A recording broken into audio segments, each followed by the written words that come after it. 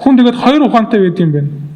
Яг ингээд энийг нарийн уншаад байх юм бол нэг нь бол өөрийн ухаан, яг өөрийн одоо амьдрал зовлон жаргалаараа олсон ухаан, хар ухаанч вэ, номын ухаанч вэ, өөрийн гэсэн ухаан байдаг. Тэрийг алдаж болохгүй ямар ч хэлсэн. Тэрийг алдчихвал тэгээд бас бүр долоон дорын болно тийм ээ. Гэхдээ тэрнийхээ хажуугаараас өөр ухаан байх хэрэгтэй юм байна. Тэнгэрээс бууж ирдэг. Бурхны ухаан гэх юм уу? Үргэлжлээд уншъя. Учир нь хаана атаархал хувиа хичээсэн зориг оршиж байна. Тэнд замбраагүй байдал аливаа бузар юм байдгаа. Харин дээрээс ирэгч мэрэгэн ухаан нэгд ариун, хоёрт амар тайван, ээлдэг, уул суртай, өршөөл ба сайн үр жимсээр дүүрэн ядууралдгүй, хоёр нүур гаргадгүй маа гэж байна. За энэ хоёр дахь ухаан, дээрээс бууж идэг ухаан бол үнэхээр ариун юм байна. Юугаар онцлог өгөхөөр хүний ухаанаас юугаар онцлогтой өгөхөөр ямар нэгэн тийм хувийн ашиг ерөөсөө хайдаггүй ухаан. Тэр бол тийм ухааныг дээрээс бууж ирсэн ухаан гэж хэлдэг юм байна. За энэ бол маш хэцүү асуудал. Хүн өөрийнхөө ашиг огт бодохгүйгээр сэтгэж чаддгүй. гэж хэлвэл та нар үнэмшгүй эсвэл зөвшөөрөх үү? Өөрийн ашиг огт бодохгүйгээр ямар нэг юм сэдэж бодохыг та нар юу нэг итгэх үү, тийм юм байдаг гэж. Миний одоо хийх гэж байгаа зүйл надад ямар ч ашиг өгөхгүй. Тэгтээ би энэ зүйлийг хийнэ гэж бодож байгаа хүн, тийм хүн ховор уу? Тийм хүн байлгүй яах вэ? Бурхны ухаан үнэхээр Бурханаас ямар нэгэн тийм би энийг хийх ёстой. Би энийг хийвэл би ариун цэврээрээ үлдэнэ. Би энийг хийвэл одоо буддын бүр одоо нэр томьёогоор ярил буян хураана. Гэхдээ буян хураах тухай яригдж байгаа юм биш. Би энийг хийвэл хойч амьдралдаа илүү мөнхийн амьдрал үзэх илүү шанстай болно гэх юм уу? Бүр бүдүүлгээр ярих юм бол яг тийм бодол төрж байгаа хүн өөртөө ямар ч ашиггүй зүйлийг хийж чаддаг. Эргээд ямар ч тийм ямар нэгэн одоо хүнээс ямар нэгэн тийм одоо нэр хүнд олъё гэсэн бодол байхгүй, зүгээр л хийждэг. Яагаад хийдэг вөхөр? Яагаад гэвэл тэгж тийм хийх, ингэж бие авч явах нь зөв гэж үздэг учраас. Тэр зөв гэдэг нь бол Тэнгэрээс гаралтай гэж шүү дээ. Бурханаас гаралтай. Мэргэн ухааныг Бурхан хүнд хайрлах юм бол хүн бол үнэхээр хийж чаддгүй зүйлээ хийнэ. Сэтгэж чаддгүй зүйлээ сэтгэдэг. Нөгөө амьдралд нь болохгүй, бүтэхгүй юм нь бүтээд ирдэг. Тийм зүйл юм байна. Хүнд өгсөн хүн эргээд цаад утгаараа бас өөртөө маш их юм хоримтлуулж байгаа. Энэ бол Бурхны зарчим. Хүнд юм өгж сурсан хүн өөртөө маш их юм авж байгаа. Өөрөө мэдэхгүй ч гэсэн авж байгаа. Тэгээд тэхийн тулд энэ Бурхны ухаан өгдөж байгаа хүнд. Хүн бол ариун цэвэр байхын тулд үнэхээр өөрийн ухаанаар сэтгэж болохгүй. Хүн одоо би өөрийн ухаанаар сэтгэх юм бол би мэдээж юу гэж бодох вэ гэхээр мөнх чаgal надад ашигтай юм л хэл гэж би бодно. Ашиггүй юм би яах юм, хөдөлж гар хөлөө хөдлөж мөнгө зөнгөө зарцуулж цагаа зарцуулж яах юм.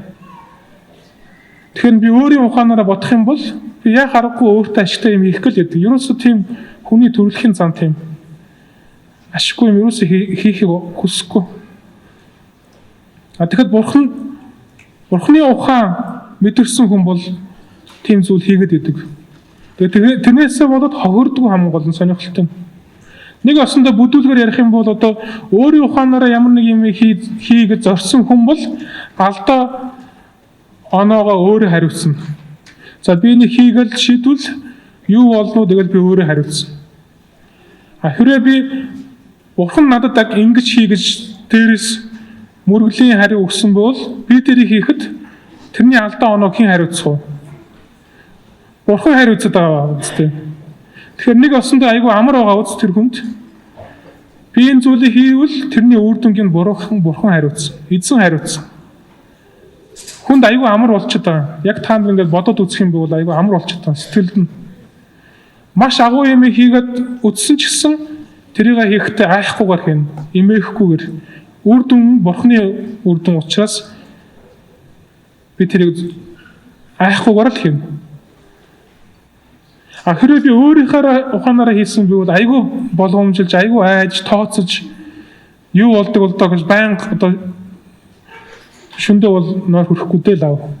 Тэр өөрийнхөө ухаанаараа нэг юм хийгээд цэцсэн би бол нойр хөрөхгүй.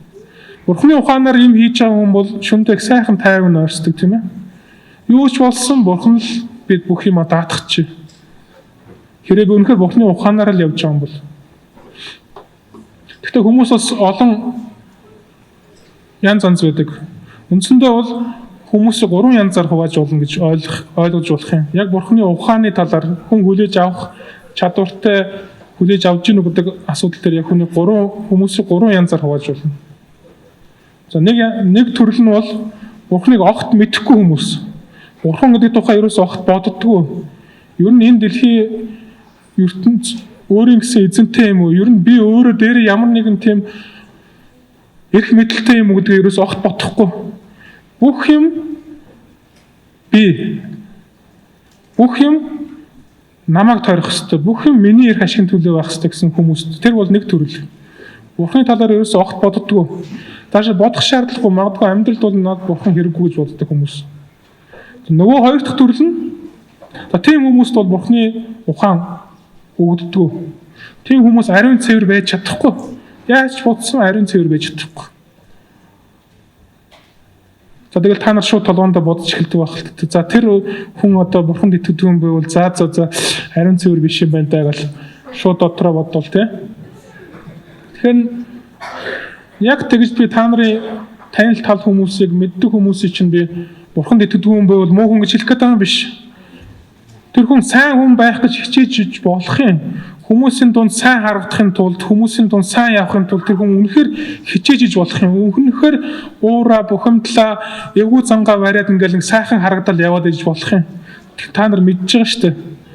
Цаанаа бол энэ хүн бол их зовж байгаа. Их одоо бие барьж байгаа гэдэг нь харагддаг тийм ээ. Их хичээж одоо зөв сайхан байдал харуулж байгаа гэдэг нь бүр харагдаж байгаа. Гэхдээ заавал тэр хүний муу гэж хэлж байгаа юм биш. Эцэст хүнийг тархинд нь байгаа бодож байгаа зүйлээр нь муу сайн гэж бас хэлж болохгүй. Хийж байгаа үйлсээр нь муу сайн гэж голдод өгнөг учраас бурханд итгэдэг хүн бол дандаа сайн үйлсийгээд яваад иж болно. Тэрийг би үүсэхгүй. Гэхдээ тэрний цаана бол шал өөр зорилго байгаа. Хоёр дахь төрөл нь бурхан байдаг гэдгийг нь ойлгоод бурханыг хайж байгаа хүмүүс. Гэхдээ бурхны тухайн ойлголт бүрэн дүүрэн аваагүй бурхныг хайж байгаа хүмүүс. Зарим хүн бол энийг бол насан туршдаа хийдэг. Хайгаал хийдэг ерөөсөн. Даашаа баруунд бол нэг тийм бүр нэр томьёо бий болцсон. Бурхан хайгч гэсэн нэр томьёо. Айгуу сонин би бас зарим барууны хүмүүстэй ярьж хахад өөрийгөө юу гэж тодорхойлж хэлж яах вэ гэхээр би бурханд итгэдэг хүн биш. Итгэдэггүй хүн биш. Би бурхан хайж байгаа хүн гэж хэлдэг. Хэдэн жил хайж байгаа юм бэ гэж асуухаар олон жил хайж байгаа хариулдаг. Тэгээ хаана хайж байгаа юм бэ гэж би асуухаас арай зориулдгүй. Тэгэл яаж хайж байгаа гэж асуухаас зориулдгүй. Яг хэтэрхий хувийн асуудал болчихлоо гэж бодоод. Тэгтэл ямар ч хэлсэн зарим хүмүүс үнэхээр бурхныг хайдаг. Үнэхээр алдаж, онож бурхан байдаг юм уу үгүй юм уу? Бурхан үнэхээр миний амьдралд нөлөөлдөг юм уу? Үнэхээр миний амьдралд нөлөөлөх тийм шаардлага байгаа юм уу гэдгээ бол байнга тэрийг боддог, байнга тэрийг хийсэн юм болгон дээр тэрийг туршичдаг хүмүүс гэдэг. Бурханыг байхгүйг нь турших биш. Бурхан над хэрэгтэй юу, хамаатай юу гэдгийг туршдаг хүмүүс маш олон бий. Тэгэхээр энэ хоёр дахь төрлийн хүмүүст бол би дотроо юу гэж итгэдэг вэхээр бурхны ухаан өгддөг. Тэгэхдээ яг тэр хэрэгтэй үед нь яг тэр хүн хүссэн, гойсон үед нь өгддөг. Тэр хүн бол хүсэхгүй, гойхгүй бол өгдөхгүй. Яаков номын хамгийн эхэнд нь 1-р бүлэгт юу гэж бичсэн бэ? 5-р ишлэлд 345 дахь хуудсан дээр Яаков номын хамгийн эхний 1-р бүлгийн 5-р ишлэлээр харин та нарын хэн нэг нь мэрэгэн ухаанаар дутвал бүх хүнд өгөөмрөөр буруу шалгуугаар өгөгч Бурханаас гуй. Тэгээд түүнд өгөгдөх болно гэж юм. Айгуу тодорхой зөвлөгөө заавар өгсөн байна. Хэрвээ мэрэгэн ухаан дутвал гэж шүү дээ. Хүн заримдаа өөрийгөө мэрэгэн ухаан дутаад байна. Би цаашаа юу хийхээ мэдэхгүй байна гэдэг үнэхээр мэдэрдэг. Тийм ээ. Тэр үед нь хүн Бурханаас гуйх юм бол өгөгднө гэж юм. Зарим хүн Бурханаас гуйхаас хэтэрхүү бардам цан гаргадаг, шаардлага өгж үздэг. За энэ миний хүсэж байгаа зүйл жижигхэн зүйл юм да эцэс Бурханыг оролцуулаад байхдаа яа гэм би өөрөө чадна. Би өөрөө энийг оролдоод хийчихнэ. Тэр үед нь тэгээд яг өөрөө бол мухарт орсон гэдгийг ойлгоод би үнэхээр ямар нэг надад хин нэгэн зөвлөгөө өгөөсэй, надад ямар нэгэн мэрэгэн ухаан хэрэгтэй гэдгийг ойлгоод байгаа мөртлөө Бурханаас гуйхаасаа жоохон төвшгээд өгдөг. За хэрэггүй үстэй энэ удаатай ингээд би мөргөл хийхгүйгээр гуйхгүйгээр өнгөрөөч. Дараагийн удаа магадгүй тэр хүн гуйх байх. Тэгээ тийм хүн чинь одоо Бурханыг хайж байгаа, Бурханыг туршиж байгаа хүн гэж хэлж болно. Тийм хүнд амьдралд нь бол үнэхээр хүссэн үед л Бурхан ухаан өгдөг. Би одоо ингээд эргээд амьдралаа бодоод байхад хамгийн анх Бурханы тухай би хизээ бодож хүн болгон заавал тэр шат дамжлагаар явах хэрэгтэй. Хүн болгон тэр Бурханыг хайх хэрэгтэй болно. Хэрвээ Бурханыг олъё гэж хүсэж байгаа бол хүн болгон хайх хэрэгтэй. Энэ сууж байгаа хүн болгон Бурханыг тодорхой хэмжээнд хайсан гэж би итгэж байна. Би ч хайсан. Хамгийн анхны миний Бурханы тухай мэдрэл хизээ бий болсон бэ гэхээр 10 дугаар ангидаа болов 9 дугаар ангидаа болов Оросын нэг сонгодог урлагийн зохиол байдаг. Дайн ба инх гэж тийм ээ. Толстой бичсэн зохиол. Тэр зохиолыг уншиж байхад бол мэдээс эрэгтэй хүүхэд тэр зохиолыг бүтнээр нь унших сонирхолгүй янз бүрийн хайр дурлалын юм би уншихгүй шууд дайн болж байгаа хэсэг нь нэгээл уншиж байгаа тийм ээ. Оросд Францтай байлдаж байгаа. Маш том тулдаан болж байна. Борожиногийн тулдаан гэж маш алдартай. Юугаар алдартай вэхээр хинч ялаагүй, хинч хожоогүй, хинч дэлгдээгүй харин маш олон мянган хүн нас орсон тэр талбай дээр. Тэргүүр аимшигтай байсан учраас нэрт гарсан, түүхэнд үлдсэн. Тэгээ тэр байлдааны тухай би ингээл амтрхан ингээл уншаал за өстөгөө бичиж ингээл дотроо бодвол би ингээл мөрөөдөл би одоо Оросуудын талд байсан бол би инх байсан ингээл дотроо бодож исэн чинь яг гол баатар нь тэр үед нь сумд өртөл унж байгаа. Тэгэл унаал тэр баатар дүнгэж дайнд явахаас өмнө анхны тулдаан дөнгөж дайнд явахаас өмнө залуу бүсгүүтэй гэрлэн гэж сүү тавиал маш их мөрөөдөл ирэмзэлтэй ирээдүйн амьдралаа маш гоёор төсөөлж ирсэн тийм язгуурцсан гаралтай залуу тэгэл сумд өртөл унж байгаа. Тэгэл унахтаа тэр хүн мэдээж орчин тойрон дайн тулаан болж байгаа гэж шууд мартаал дайн тулаан хийж байгаа хүн чинь яадгүй босоо байдлаараа байлдаг тийм ээ. Тэр хүн бол ингээл босоо байдлаасаа шууд ингээл газар унаал хэвтэй байдалд орчиж байгаа. Хэвтэй байдалд оронгууд нь орчин тойронд болж байгаа тулаан өөрт ямар шамаагүй болчихж байгаа. Өөрөө гараач хөдөлж чадахгүй, хүлээж хөдөлж чадахгүй дээшээ ингээл хараад хэвтэж байгаа. Тэгээ дээшээ харагдаж хахад нь тэнгэр харагдаж байгаа. Тэнгэр. Тэнгэрийн маш сайхан гоёыг тэр хүн гинт анхаарч байгаа. Яг ингээл өхийнхаа даваан дээр тэнгэр гэдэг зүйл чинь ямар гоё юм бэ? Тэр үйл, тэр цэнхэр өнгө, тэр байдал нь ямар гоё юм бэ? Тэнгэр нь тэгээд улам ойртол эхэлтийн тэр хүнд. Тэгэл ойртол эхлэнгүүт нь тэр хүн дотроо өөрийнхөө амьдралаа боддتي. Бүх амьдрал нь ерөөсө хэдхэн секундын, хэдхэн минутын дотор өмнө ингээл өнгөрөөл явчихдаг. Тэгэл тэр хүн бол яг тэр мөчөндөө бол яг тэнцээ алдсан юм байна.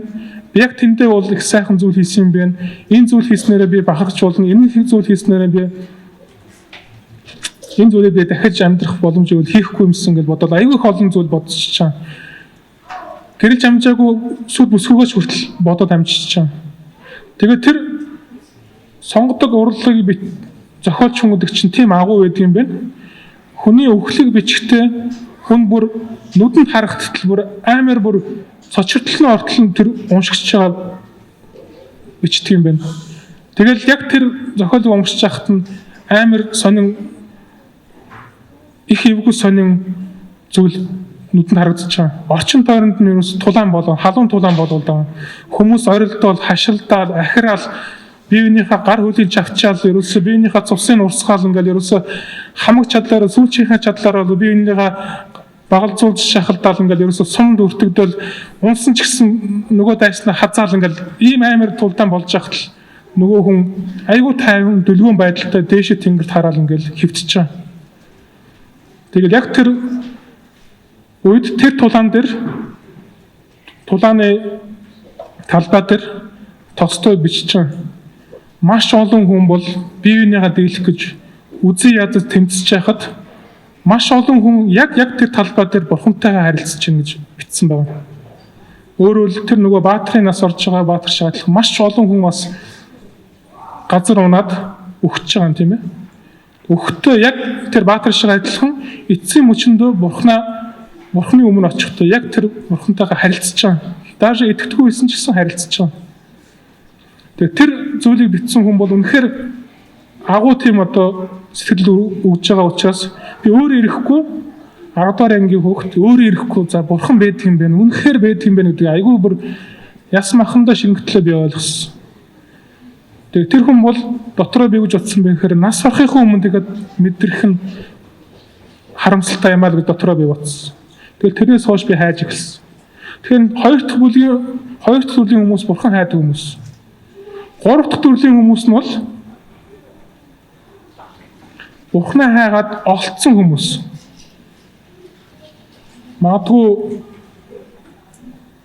би бурхнаа олсон гэж хэлэхэд бас бардам зан гаргаж иж болох юм тийм ээ. Гэхдээ бурхан олсон хүн гэдэг чинь хэн бэ гэвэл бурхан өөрийнх нь амьдралд нь үнэхээр байдаг юм байна. Удирддаг юм байна, нөлөөлдөг юм байна гэдгээ бол яс махандаа шингэтэл ойлгосон хүн юм болгоно бурхан хэрвээ энийг хийвэл хүсгэлөө өгөөлөө би дараа нь эргээд яаж би дараагийнхаа мөргөлөө хийх юм бэ хэрвээ би энэ зүйлийг хийчихвэл яаж би бурханы өршөөлийг хүртгүүлээ гэж бодож байгаа хүн бол үнэхээр тийм хүнд бол бурханы ухаан бол хязгааргүй үүддэг гэж хэлж болох юм. Тэгэхээр үндсэндээ хүмүүс бол ийм гурван төрлөөр хуваагддаг юм болоо гэж би дотроо бодох юм. Тэгээд би өнөөдөр юу гэж энэ сургаалыг ер нь эцэст яах гэж одоо би ухааны тухай, мэрэгэн ухааны тухай ярьж байгаа нөхөр хүн болгон өөрийн мэрэгэн ухаанаа улам сайжруулаарэ гэж уриалмаар байна. Амен гэж хэлж болно. Хүн болгон өөрт нь байгаа мэрэгэн ухаанаа улам сайжруул, улам боломжсронгүй улам илүү юм сур, улам одоо хар ухаандаа найзаж байгаа бол улам тэрийг харлуул. Гэхдээ бурхны ухаан бас байдаг шүү. Бурхны ухаанаар амьдрах юм байвал магадгүй та нар илүү юм амьдралдаа үзэж, илүү юм бүтээж, илүү сайхан дэр хүндтэй амьдрах бас боломж биш үү гэж уриалмаар байна. Амен.